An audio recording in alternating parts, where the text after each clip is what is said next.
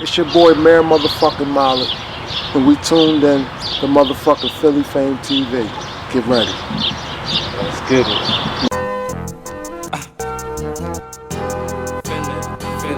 Philly F.A.M.E.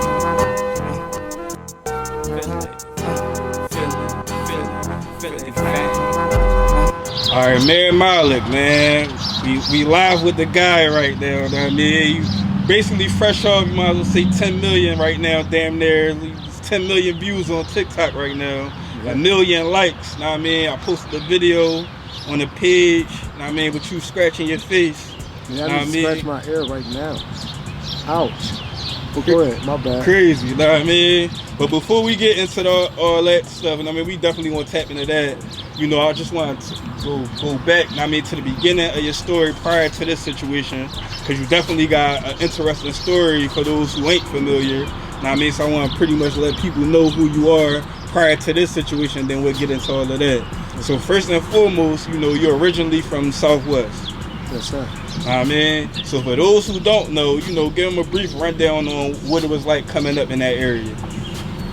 I'm from Southwest Philly. I'm from Philly, so I don't want to be like differentiating nothing. Like, oh, it's rougher over there, it's tougher over there. I'm from Philly, and I've been through the juvenile system and the adult system. I grew up from Southwest, but I'm international. We need more Henny in them cups, bro. That ain't shots, that's squiggles. The long story short behind all that is, I'm from the mud like you. I've been through the struggle like you. I'm the third oldest of 13 kids. I went to jail at the age of 13, 15, 18,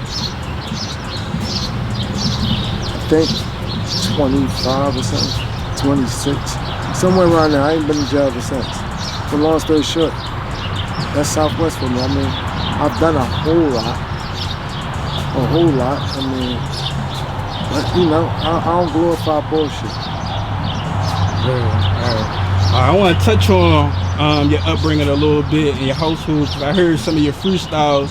I mean, when you was basically giving them your pain and sharing your story and some of them joints, and you kind of briefly touched on, you know, how your household was rough and all that, and that kind of forced you to the streets to a degree. Can you, I mean, elaborate on that a little bit?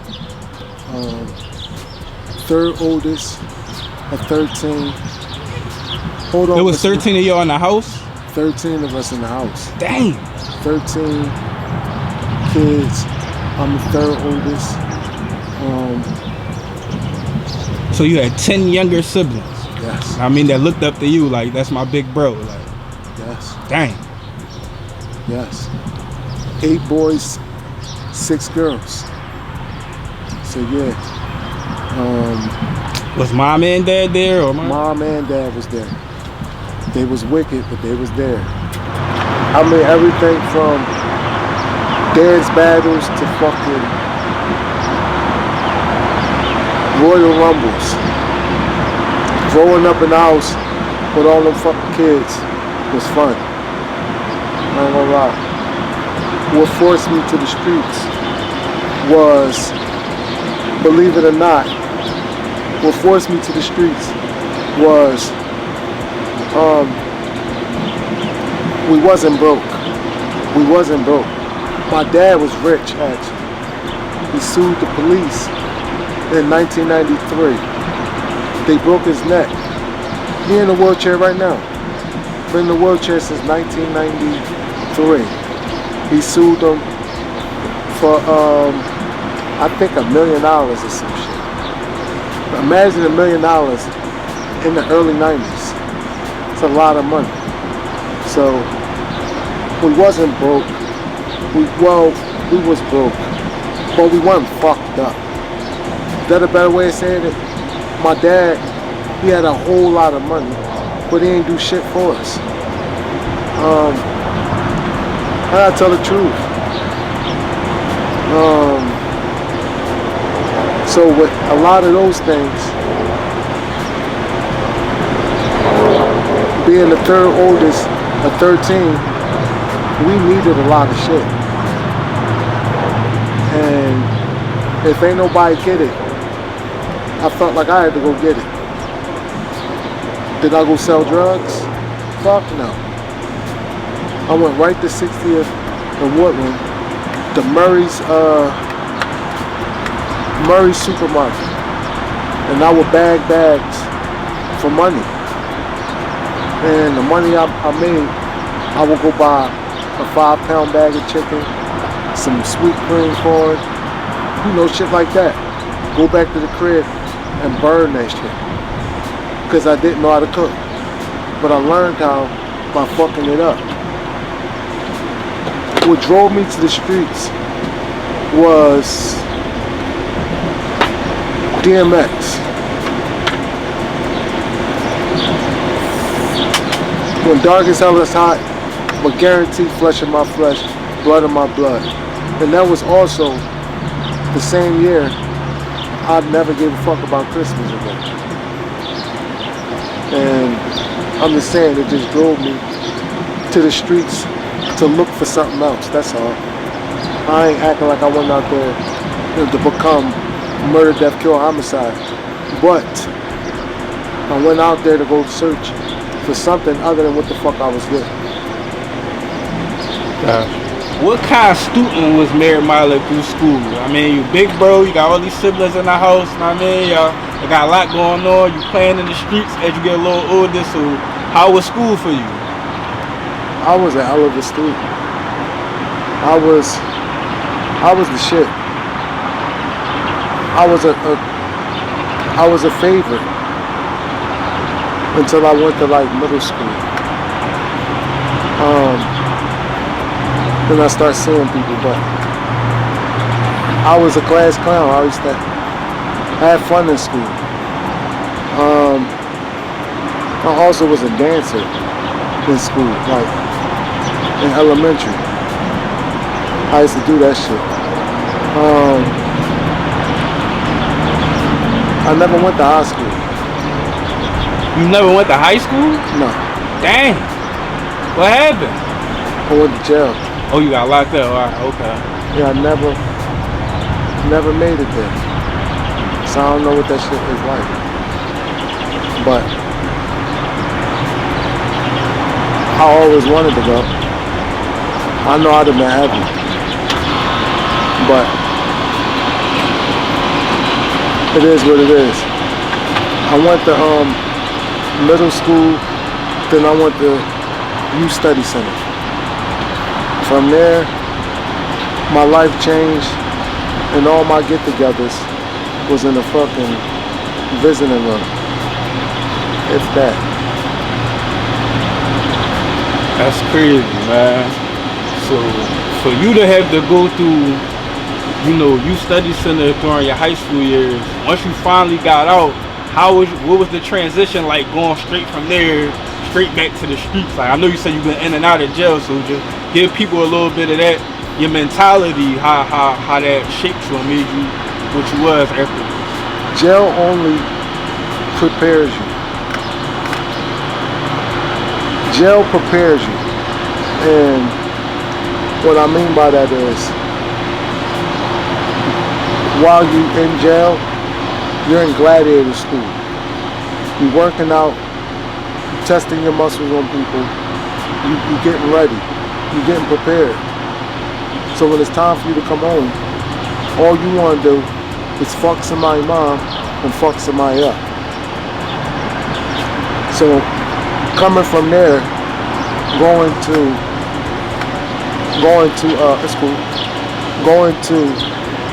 jail was just like, all right, I'm ready. And one about that. So what type of stuff was you getting locked up for, starting like young and then older, because you've been in and out a couple times? What type of stuff was you going in there for? Guns, assaults, aggravated assaults, assaults on police officers, kidnapping and robbery. That's it. I had no bitch ass charges. my whole life. I don't have no dumb shit. They all dumb, but I had no young shit. I was certified as an adult when I was 15. I got decertified when I was 16 for kidnapping and robbery.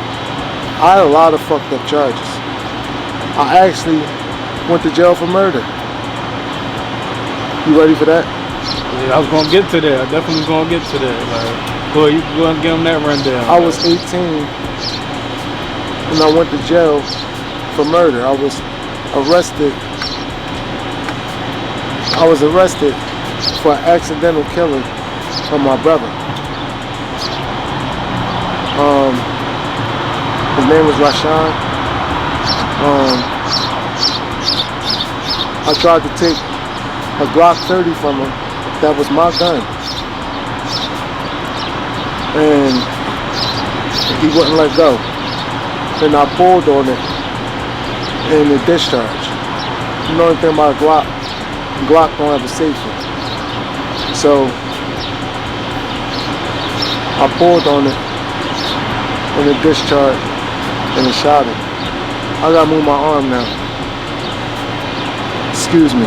When my body get tight. Oh yeah, I feel that.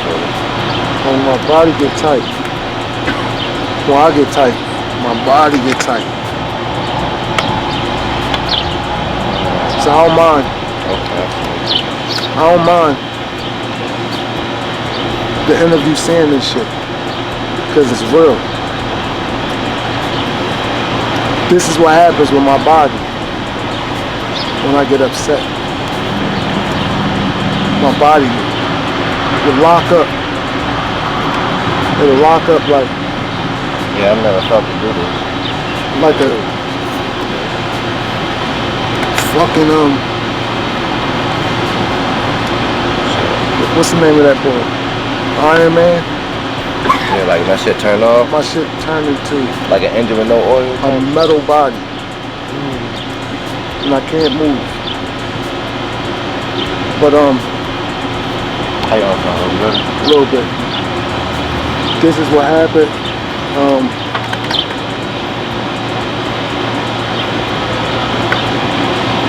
That situation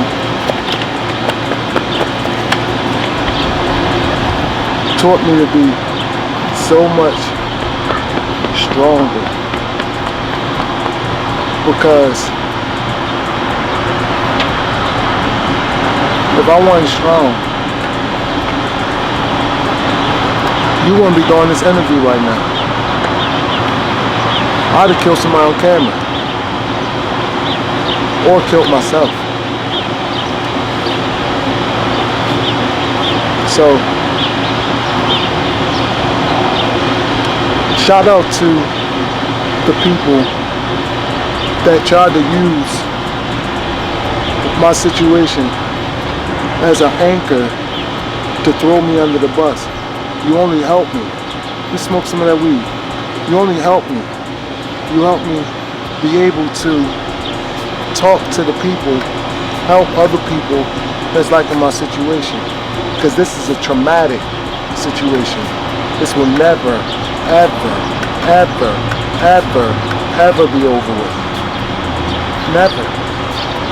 So to that person that tried to use this as a shot at me, man, on God, I love you for that. Come on, bro. It's my time to smoke. Oh, wait a minute. Alright. So, you did 5 years behind that, right? And then you transitioned back home. And what year was this that you came home? How long ago was that? 2010. 2010. Alright. So was you starting the music and all that while you was in jail, or did you start playing with the music when you got out? When I was in jail. That's when you first started with the music. Alright.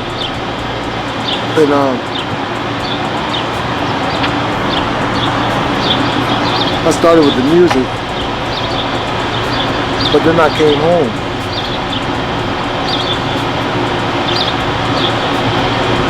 And I started making clothes. First shirts that I made was my shirts. It was called Mier, M-I-E-R, mostly intelligent, extremely relevant. And I wanted to do something positive in the name of my brother. You know, not come home and act crazy, scare people, you know, shit like that. So I created this movement, and with the movement, I was doing everything B. McFly, everything Wallow, all these guys do. I was doing it for free. I was in schools, I was in jails, I was in the streets, helping people. My life on the internet totally changed. People think that I was murder, death, kill, homicide my whole time on there. No, it was not that. I never was that. Comfortable men don't have to be that. So you did the clothes, I mean, and all that. So fast forward, how I came across you, how I started to know about you, and maybe some other people too. I mean, I saw one of your freestyles on the gram. I mean, you was snapping, blackout day room, and you was snapping out on that joint. So I started knowing you on the rap type time. And then sometime after that, you went viral from the Friday situation. Yeah. Everybody posted you and everybody, I mean, so speak a little bit on that situation as far as like how a lot of people, cause you spoke on like what your life was before Instagram, before people, so talk about like once you hit the scene and all that, what it was like for you. People starting to know you and all that, what was that like? Listen, I can honestly say Mier Malik is a worldwide brand. I've touched everything from the little nigga in the basement to having Wayno and fucking DJ Academics talking about me. I done had shit, I just had Young Jeezy talking to me. It's still on my page. Listen, notoriety is respected. Fame don't get to me. That shit not, none of that. But the Mier Malik brand has been popping, and what way other than to fuck it up is to show motherfuckers what not to do. I know you ain't expect that. And what I mean by what not to do, I say look at me. Inshallah, I'm coming back, but look at me. I deal with the times. I ain't mean to fast forward to y'all like that, but like, that's what that shit did to me, man. I don't know no other way to put it. Alright, so we're gonna get to it, so you fast forward, let's just get to it. I mean, so at one point in time, you was in Cali. I mean, you was doing your thing out there, posting videos and pics of how you had it out there. And then you came to Philly, and then a situation happened.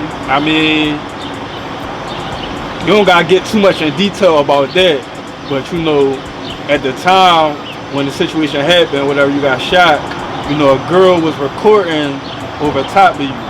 I mean, a little video clip of that. So speak on, you know, a little bit as much as you want to about the situation. I don't want to talk about it. Can't talk about it. I don't know. I was in a coma. You hear me, bro? I was in a coma the moment I got shot. Oh, so you don't even remember what happened? Well, law, y'all remember. The moment I got shot, I blacked out. I don't fucking know. Mier. No, I don't fucking know. And it obliterated my memory for like At least 2 hours before I got shot. I don't remember being there. So I don't remember it. Damn, that's crazy. So how long was you in a coma for? 2 weeks. 2 weeks. So when you finally came to, I mean, explain that situation. Like, what was on your mind? How you? I mean, give them that whole rundown. Yo, real shit. I can't remember exactly when I woke up, but I do remember I was in a nursing home on life support with a feeding tube, with a bed sore as big as my fucking face. I want to say all that first. I'm going to say all that to say, what the fuck was I doing in the nursing home?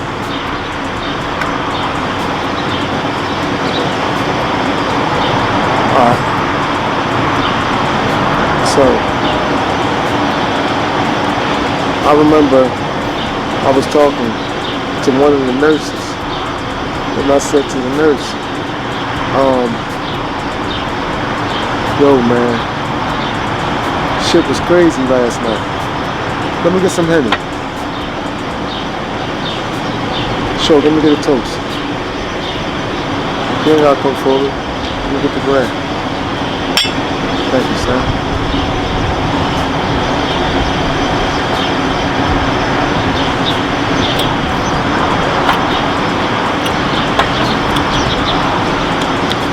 I'm not a drinker. It's only for the interview. I'm a fake ass nigga. Alright, so what I was saying. I said to him, last night was crazy. I crashed the helicopter. He said, what? I said, go look upstairs. It's hanging off the fucking roof. He said, what? I said, yeah, man. That shit was crazy. They had to drag me out the club. It was like, bro, what's up? He like, you can't walk. I was like, what? Man, get the fuck out of my face. He said, bro, I'm not trying to hurt your feelings, but you can't walk. That didn't happen. That didn't happen. I was like, I didn't say nothing else. He just walked away. And I don't know if I tried to walk. I just sat there. The shit didn't really hit me until I came home. Because before that, I was only in the nursing home for like probably 2.5, 3 weeks. My feeding tube broke off of my stomach. And I was on FaceTime with my girl, and she could tell something was wrong with me. Because I was like, so she started screaming, like, get the nurse, get the nurse. And so somebody seen me, and the nurse came, and they did my blood. Now she came back 220 beats. She ran, and all I know is I blacked out. I woke up in the hospital. I was there for an extra 5.5 months. So you know what that means. I was about to die. Why the fuck did you let me out anyway? You technically are I mean, going through a long process right now. Like as you had to take breaks, to get right for the interview and all that. So explain to the people a little bit about your road to recovery and some of the milestones you have been achieving. Because they said you wasn't supposed to be doing some of the stuff that you're able to do today. So speak a little bit on that. Hey man, all I can say is alhamdulillah. Glory be to God, and that's the heavy part. I was stated, the doctor stated that I was supposed to be quadriplegic, paralyzed from the neck down. I wasn't supposed to move my arm, move my leg. I wasn't supposed to do nothing. I wasn't supposed to be able to sit up in the wheelchair.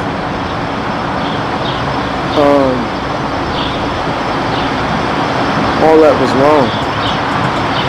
Because once my leg and my arms start moving, my girl was like, we gotta get a second opinion. There's something not right.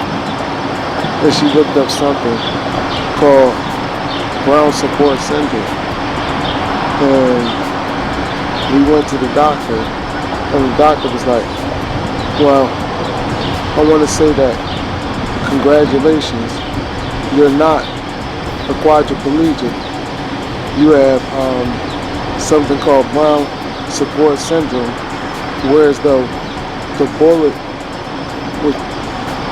you would get shot on your right side of your body, whereas though the bullet crushed my vertebrae and tapped my spinal.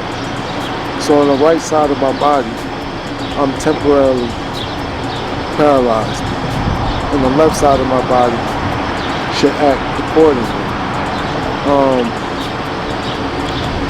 But that didn't happen like that, because I had 2 strokes, one minor and one major stroke, and it was on the right side of my brain. So they knocked out the left side of my body as well. So that's what made me a quad. That's what made me not be able to move, and they thought it was over. But alhamdulillah, coming back. Inshallah. So I want to piggyback off what you were saying. I'm gonna read something you posted on your Instagram page a minute ago. Mier Malik bio. Shot 6 times, denied rehab, deemed a quadriplegic, was told I'd never walk again, was offered to go to rehab to learn how to adjust to my new life, only to come home, started recovering, started moving, now diagnosed with Brown C-Quad syndrome. Yeah, I'm a walk again, thanks to God. What exactly is that? I don't know what that Brown C-Quad support. What is that? That's what I was just explaining. Oh, all right, okay. Yeah. All right. It's a type of spinal cord injury. Okay. Like I was saying, if you get shot on the right side and the bullet hit your right vertebrae or tap your spine, you could be, paralyzed on your right side and temporarily paralyzed on your right side, and your left side would be open. Your message to the city, to the youth, with all this stuff you're going through, you sit here going through it now as we speak, like you say, it's never going to be over. I mean, you've been out in the streets, you had a long run in the streets, running back and forth in jail, all of that. So with everything you done been through, you sit here today, what's your message to the city based on what's going on today? Young boys out here wrecking, drilling, reckless, all type of stuff going on out here. What's your message from Mier Malik? My message to anybody, not even necessarily only the youth, know that when you get put in these positions, such as being a quadriplegic Whereas though, somebody gotta feed you, somebody gotta bathe you, somebody gotta wipe your ass after you shit on yourself. Somebody gotta do all that. Is any of them niggas you willing to kill and drill for or help your motherfucking ass? Just a question. So that's my message to any fucking body. The girls is acting crazy. Just ask yourself, who gon' wipe my ass when that hot shit hit?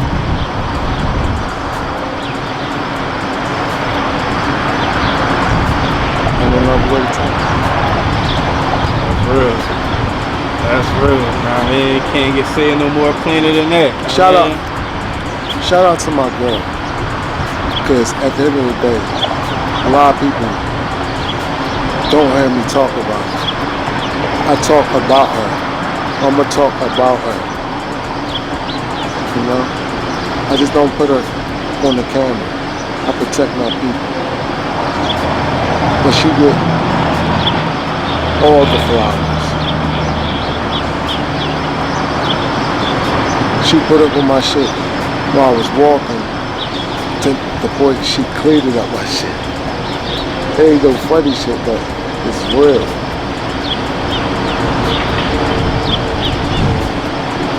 So that's heavy.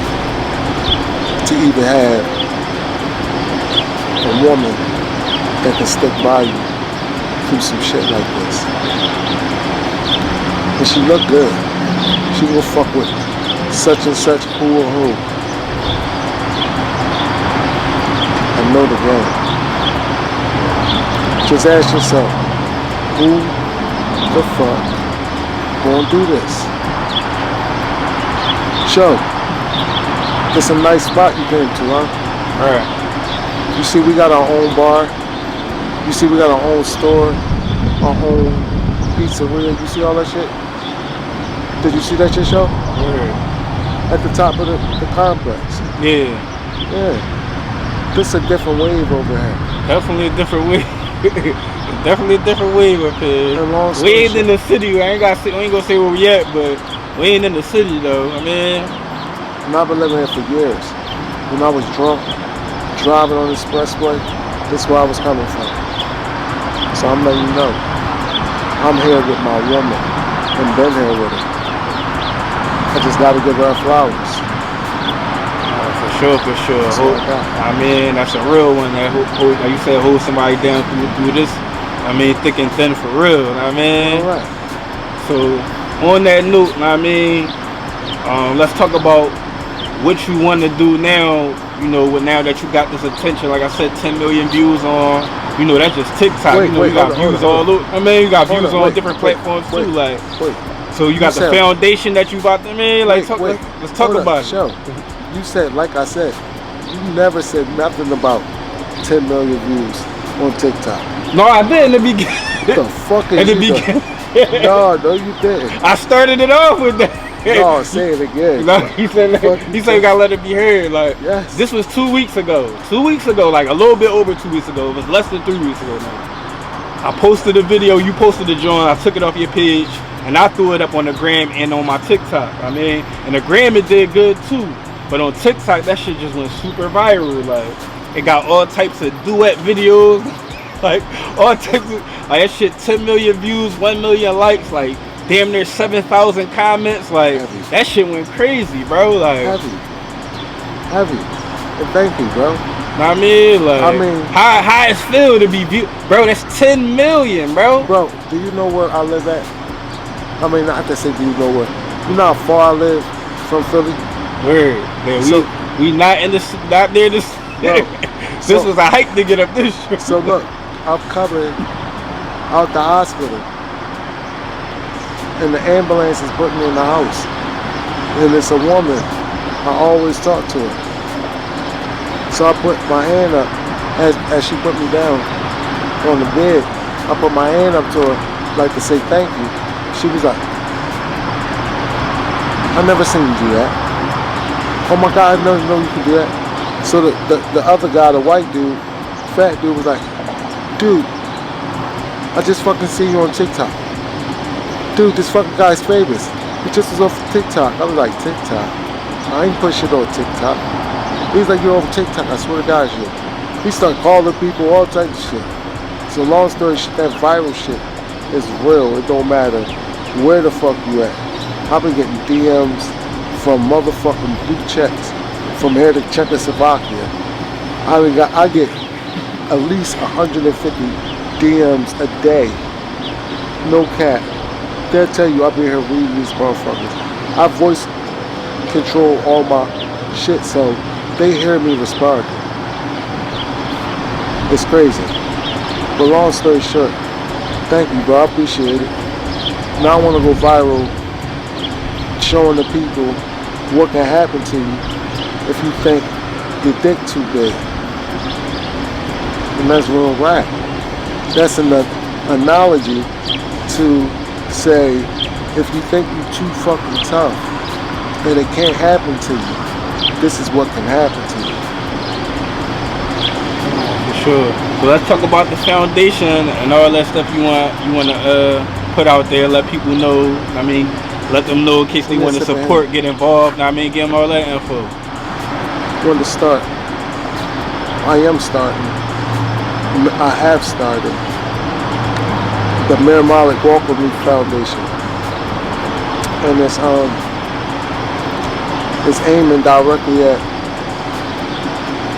people in wheelchairs, with spinal cord injuries, people with mental or self-esteem issues, people that lack something, that's scared to get out of that box, because the person in this position knows exactly what that feels like. If y'all do the math on Mier Malik, it took a long time for me to actually show a picture or a video of myself in a wheelchair. Figure that shit out, watch. You gonna see it took a long time. But the long story short, I'm here and this is what it is. So I wanted to show the people that we ain't gotta duck and hide. We the same motherfucking people. Just gotta try to get stronger. And if that's where you at, get stronger mentally. That's all I want to say to the people. That's what I want to show them. So I've been getting house calls.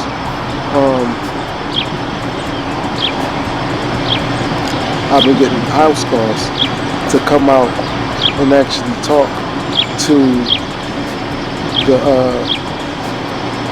brothers, sisters, husband, uncle, etc. And when I come out, I come to give real love and basically try to uplift the person, the people, you know, and get them out here, get them working, get them moving, strive. And when I go, I actually go with my aid and my actual spiritual healer, my physical therapist, massage therapist. Look, you come in here. Tell them who you are. I'm Will Brown. My business is called Kinetic Vibrations. You can find me on Instagram, william.brown.3954. I know it's a lot. I haven't really upgraded my Instagram. That will change. But that is how you can find me. And when I'm with Mier, is I go ahead and I do something called lymphatic release, and I basically releases his lymphatic system to get his body responding and start a healing response. And so it works for athletes. It works for just about anybody who I put my hands on and touch and work on. And so you'll better think clearer. You'll have more of an athletic performance and everything like that. You know, so that's what I do for him, and he can tell you himself that he's felt it since day one. About your socials, you know, your most recent one, because you know you went through quite a few of them. Now, I mean, like, you had some discrepancies with the last couple joints. So go ahead and give me your more recent IG that you're using today. I mean, Mier Malik 54G 2. It's Mier Malik 54 G2. Funny thing is this, I surpassed my original Mier Malik 5'4" page. Look at my numbers real fast. What's my numbers? I think I surpassed my old page. I know when I checked last, you was over like 9,000, and you was only following like one person. And who that person is? I ain't see who you was following, but It's me. you follow your other page. My old page. I don't be on Instagram. That's the best tool I ever use to stay off the internet. I don't see nothing.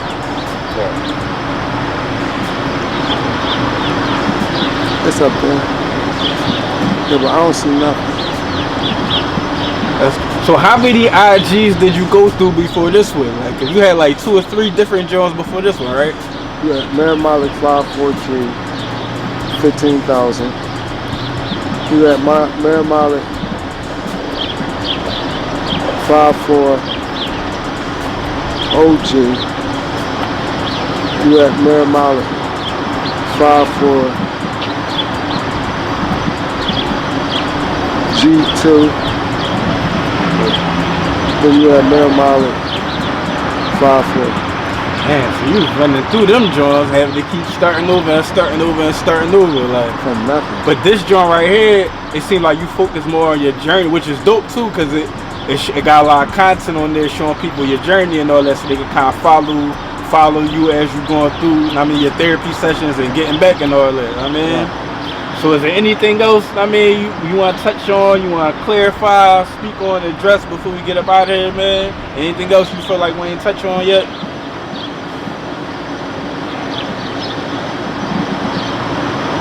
We hit everything. I mean, we pretty much gave him the Mier Malik story for now. Like, we definitely gotta do a doc. I told you should do a documentary, bro. We definitely going. I told you I'm with it. I'm down to do it, bro. Like, gotta give him a little doc, bro. We Like, gonna do it.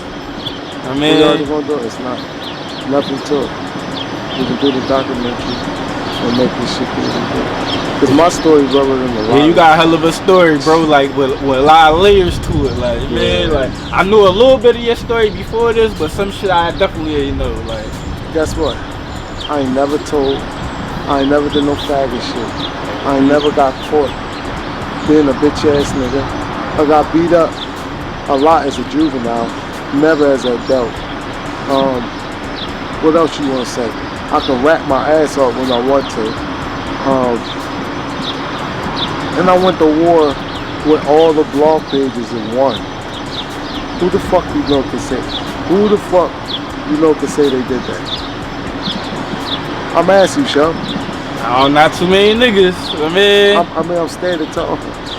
Then I got shot, obliterated, fucking 7-8 times on Instagram. I'm not flexing. I'm just saying it's a reason why God kept me here. Now it's time to show him the other way. You understand what I'm saying? Follow the Mier Malik Walkerby Foundation. It's nothing but positivity. You know? What I want to tell the people is, it's just like when we go to jail, we're stripped of everything. And you're stripped of everything but your faith. And you gotta do the math behind it. The vast majority of men who become extremely faithful in their religion be the ones in prison because they stripped. I was stripped. I'm not saying I'm the most religious. Spiritual, yeah. But my faith is heavy. And that's what makes me be able to talk spicy and give it to these motherfuckers like I've been giving it to them, bro. Mier motherfucking Malik, man. God is the greatest. That's all I can say, man. I'm out of this bitch. early. And on that note, man, we signing out till next time, man. We definitely gonna get this doc done, man. We gonna sit down, put this together, and give it to the people. Until then, we signing out. Philly F.A.M.E TV, Mier Malik. I mean, get in tune with him, follow the IG, get tapped in, man. We out of here. Yeah.